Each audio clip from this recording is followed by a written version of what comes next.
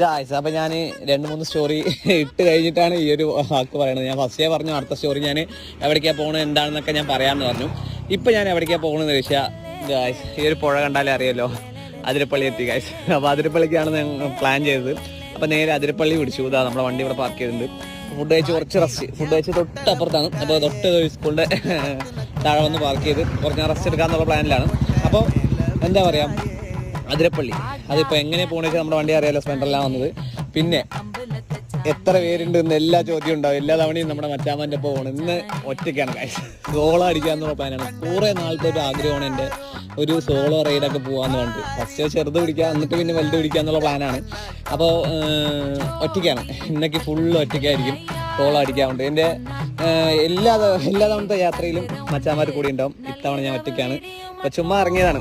അപ്പോൾ എങ്ങനെയുണ്ടെന്ന് അറിയാമല്ലോ, ഇതൊക്കെ ഒറ്റയ്ക്ക് പോകണ യാത്ര. അപ്പോൾ കാണാം അടുത്ത സ്റ്റോറി.